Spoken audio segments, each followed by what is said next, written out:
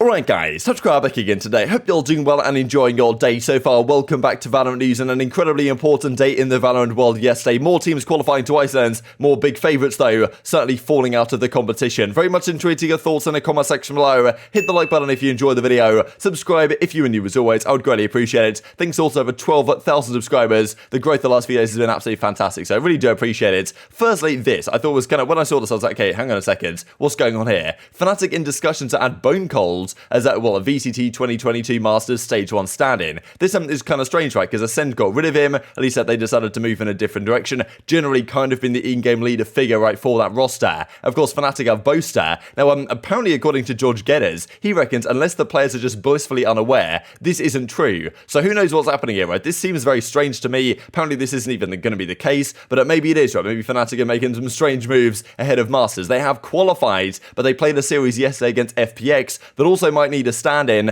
that, didn't really go in their favour. We'll talk about that here in a second. This is also to mention, right, because Russian players, they're going to be in a tough spot. Even if you're on a team that isn't like a Russian organisation, like what happened with Mech and, of course, former Gambit, like, Russian players may not be able to attend Masters Reykjavik due to Iceland's restrictions on Russian aircraft entering the country. Unless, right, find a solution, FPX and Fnatic, right, with FPX's players and, of course, Dephh, right, over at Fnatic, would likely have to use subs at this big Masters tournament. That, of course, would not be ideal, but seemingly for FPX, it's no big deal, because with the substitutes, they seem to just be unreal and off the charts. This is what happened yesterday then. So Artist gets sick, like they kind of dominant Jet op player that was doing so well on that role when they actually officially qualified. They play Fnatic again with another substitute. Angel, of course, in the team nowadays, so great to see he's back in business. They bring in a sub as well. I believe they bring in babybay as their sub, but Angel decides, look, I'm the IGL here. I'm going to take over the Jet op role. I'm just going to absolutely dominate on it. So I don't know what it is with FPX right now. And just the ability to have a stand-in to their roster and still dominate arguably like one of the best teams in the entire world. This split, I tuned in at this point when it was 10-0, and I was kind of, okay, I tuned in a few rounds later, I thought, okay, maybe it's going to be 5-5, like 6-4, something along those lines. It's already 10-0, and Angel with the op in hand and with the Jet, just to make some baller plays here to win this round. Like, honestly, he was just out of control. It was so much fun to watch him here on the split, because he just didn't care anymore. And even in the second map they played as well, like, the confidence was just absurd. Like, they got all these kills, Turko's trying to clutch the 1v2, Angel says he doesn't care, he's going to come in the back and shoot you in the back of the head. Like, just unbelievable game, and Fnatic get 13-0 here on the split. Like, I honestly couldn't believe what I was seeing here. Fnatic, such a solid team.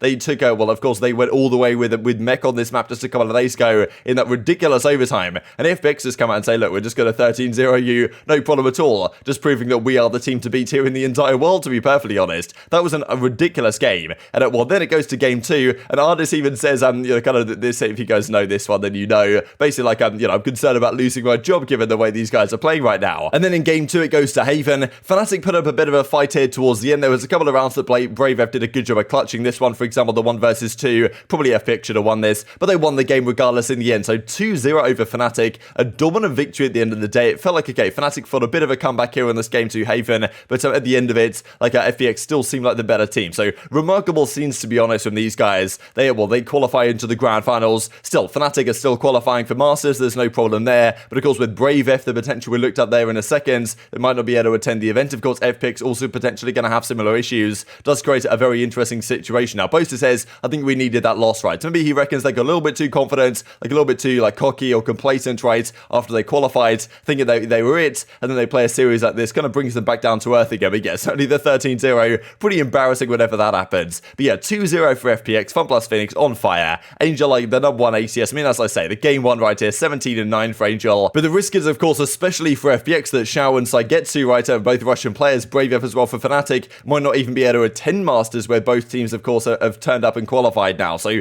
definitely a massive risk on that front. Like, hopefully this works out. I mean, look at this, right? 13-0. You don't see that one every day. And 13-10 in the end in favor of FPX. It was 9-3 at the half. They kind of staved off the comeback, and the 9-3 curse didn't work out for them this time. And FPX booked their place in the grand final. On the lower side, then, this was a qualification game. G2 versus Liquid. The winner of this got top 3 at minimum in the event. Therefore, the loser of it gets top 4, doesn't qualify. These teams already played earlier in the tournament. Liquid won at 2-1, but G2 turned up to a new level this match. I was very impressed by them. Like, they really have turned a corner, right, the last few days. They seem to be reaching new levels, and with mixwell in the team, like OpTic mixwell from back in the day, like, yeah, honestly, it's great to see these guys doing really well. But Liquid, again, after making it to champions, didn't have the result they wanted. They now come out here and don't qualify all the way through to Masters. And I mean, this was the most incredible incredible one, to be honest, here from Nuki when he throws the middle finger up at the camera. It's a 1 versus 3 clutch situation. I mean, look at this lineup he gets. 1, 2, 3. The spray down comes through. Like, that's just not a round as Team Liquid you can possibly lose. And of course, at that point, right, that would have been 5-3 to Liquid if they close this one out. Then maybe the game is different here on the split. But yeah, what a round from Nuki. He throws this one up as well. I'm sure you guys have seen this floating around, but I thought it was good enough. I'll probably have to chuck it on the thumbnail as well because it's just so good. Like, the facial expressions here are absolutely fantastic. And yeah, well, G2 come out away and they win it. As Mixwell says, 2-0 against Liquid. A great battle really in Europe between these two organizations. But in the end, G2 seemed comfortably the better team here. Liquid played nowhere near well enough to qualify. Nuki was on fire. Mixwell had a great series. Honestly, all the guys on G2 played phenomenally well. 13-4 on Icebox, 13-4 again on Split. A dominant performance from G2. And they move on, officially qualifying all the way through to Masters. Liquid thoroughly beaten at the end of the day by the better team. And that leaves the bracket looking as follows. So these three teams have qualified. There's, of course, there is something to play for here in terms of pride and prize money, this type of stuff. But still, FPX, Fnatic, and G2, they're all going to go through to Masters representing EMEA. But FPX certainly have the advantage here in the grand finals. Fnatic, G2 later today to determine who gets to rematch them once again, or maybe not a rematch, depending on if G2 managed to win this one. That'd be a crazy run they would make. Let's talk North America then. So the Guards play OpTic last night. This was a qualification match in the upper side. Only 2 teams qualified from North America compared to the 3 teams from the EMEA region. And yeah, the Guard again with an absolutely phenomenal hype video to get this series underway. But OpTic decided, I kind of thought this might happen. Like, in fairness, my predictions yesterday, outside of Liquid beating G2, were actually pretty good. I'm pretty sure I got the other series correct. Maybe not in terms of map counts, but not too far off. And I mean, yeah, OpTic played the Guard. This was a very high quality game of Valorant, actually. I think pretty much the whole way through here on the split. Very back and forth. Both teams kind of bringing their best to the party. But yeah, OpTic in these kind of pressure moments, they do seem to take it to another level. When they beat Cloud9, I thought, okay, yeah, this team is probably the team to beat here. They win the game 1. Victor is so good at getting these kind of like opening engagements and having so much impact. And Ye was an absolute monster this series, especially on the game 2 here on the binds. He completely took over. There were so many rounds that looked just like this. Like, of course, with the chamber right here, he gets the collateral with the op, dashes out of there, and that's effectively job done. But there were a few other rounds as well where he was just not missing an op shot over here on this A side. They just couldn't touch him at all. And I mean, it's so much impact right here if he can make this work. And yeah, OpTic just dominate their CT side. They go on to have a pretty good time on the offense as well. This is another one as well, like Victor's ults, for example, working out to great effect. The raise comes through. Unlucky Sunshine, you're going down. This seemed to be the dagger, right? So the Guards, they played okay. But just in moments like this, OpTic feel like are going to be the more accomplished team, to be honest, right? The Guards, they still have something to play for. They play later today to actually try and qualify again against Cloud9. So it's going to be really tough, right? They had potentially the qualification in their hands. The Guards would be really excited to see them out there. But still, they're going to have to play Cloud9 to get the job done. That is going to be far from easy at all. And they win this one 13-4. So OpTic establishing themselves quite comfortably now as the number 1 team in North America. They took down Cloud9. Now they qualified. Some, of course, I guess we'll see how the tournament goes. Because still it's possible that Cloud9 could play OpTic in the grand finals and beat them once again. But that match won't mean all that much, right? Given that all teams at that point will have qualified. Unless, of course, the Guard take down Cloud9 later today, which certainly can happen. So the Guard, they're going to need to regroup. But OpTic, number 1 team in North America, might even end up being the favourites for this tournament, given the changes that might have to happen to Fnatic and FPX, for example, that we just looked at. But as FNS says, they never really had a chance. It was a pleasure. 1-2-0, GG's well played. He doesn't reckon they were even close to winning. This also from Leaf back on the 24th of February. North American Power Rankings, OpTic number 1.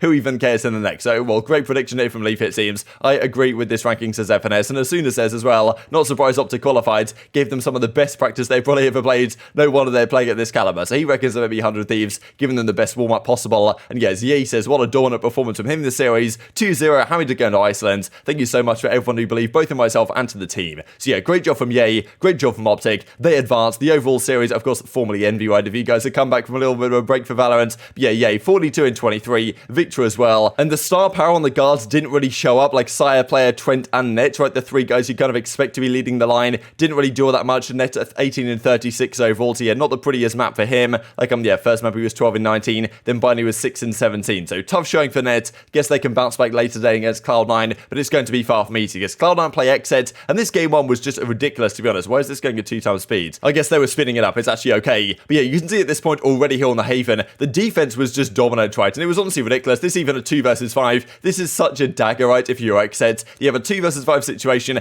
to finally get around on the board on your offense, and you end up losing it anyway. 2v5 ace clutch for zyppan, and that kind of spells the end of this map pretty much. Game 2 goes to Split, and XSET are so good at Split, despite the fact that Cloud9 put up a great fight here. Like, it just felt right towards the ends. Cloud9 had a pretty decent CT side, then it goes over to their offense, right, and they have a decent chance on there, but still, XSET tied up at 10-10. In the end, a nice ultimate use here comes in from Dephh when he gets some pretty disgusting shots, to be honest, to help win this round. But, I mean, look at these shots Dephh hits to try and open up this side. At this point, you think, okay, wow, maybe it is going to be a 2-0 to Cloud9. But again, the defense from Exit holds strong. They end up winning this game, I believe, 13-11, and taking it all the way to a final map here on Ascent. But, that's the thing with Cloud9. Again, when push came to shove, they were the team that really got the job done. So I think that's really what it takes. In these kind of difficult online tournaments, the team that has the most composure, they're going to be ones that get over the line. And that's why I feel like OpTic and Cloud9 probably, at that point, should be the teams to beat. The Guard are going to have a tough time against Cloud9 today, but still, maybe they can make it happen. Another just brutal thing, right, where the Killjoy comes in so strong over here on Ascent, of course. The knife comes in for Mitch. Unlucky Zekken, you're going down. And 9-1 at this point. They close out the game pretty comfortably as well. And as what Vanity says, Exit after seeing their top 4, that's the thing, poor Exit, right? Every single time they get top 4 in a tournament, then they just fall off a cliff and don't perform all that well. The game one was brutal, obviously, and Vanity certainly firing some shots their way after they get the job done in this series. So Cloud9 continue, and if this was a Mia with 3 spots up for grabs, then they would have qualified, right, and officially Cloud9 would be going to Masters. But that's not the case as of yet. Only 2 spots in North America, but definitely throwing some shots the way of Exit, and Cryo says, pretty embarrassing for me, 1-2 to Cloud9 out of VTT. Like, Cryo's been phenomenal the last few series. He can't be expected to dominate like this every single time he plays, but still, the overall series stats look as follows. The game 1 on Haven was 13-4, I believe, at the end of it. Leave Dephh out, the rest of the guys showing up pretty hard.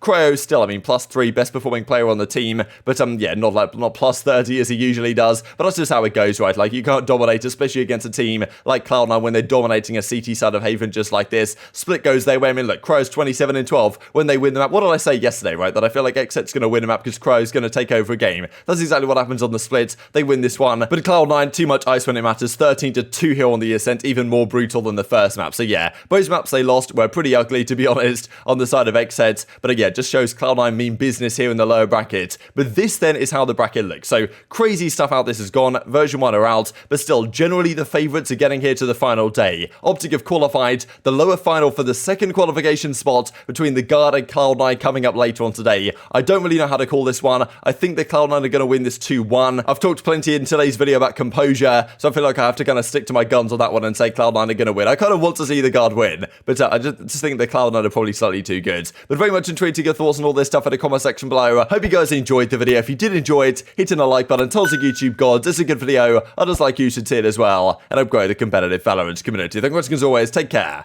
and I will see you next time. Thrust into the 1v3. They're not looking his way. They all line up, and Nuka, he has 3. That is unbelievable. Nuka gets the chance, and Team Liquid, that is a nightmare. They eclipse, and they line up, and Nuka is the bowling ball that